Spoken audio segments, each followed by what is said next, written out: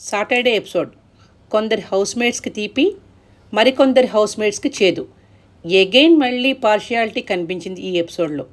పాత ఎపిసోడ్స్తో కంపారిజన్ చేస్తున్నాను కాదు కానీ సీజన్ 5లో సిరి షణ్ముఖ్ కలిసి ఆడడం, సన్నీని టార్గెట్ చేయడం, నాగార్జున వాళ్ళని ఒక్క మాట కూడా అనకుండా ఉండడం ఎంకరేజ్ చేయడం కాదా?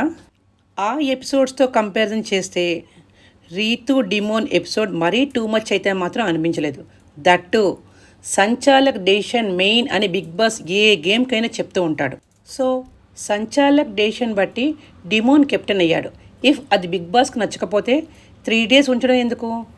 ఇదే ప్రశ్న శ్రీజ కామనర్స్ తరపున నాగార్జున అడిగితే తూ అంటూ నువ్వు మధ్యలో వచ్చేస్తావు అని నాగార్జున మాట్లాడడం ఎందుకు?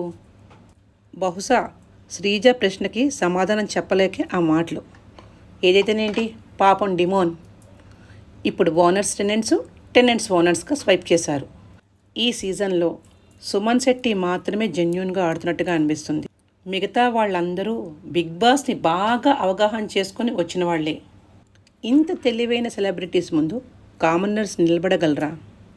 కామనర్స్ని ఎందుకో టార్గెట్ చేసినట్లే అనిపిస్తోంది.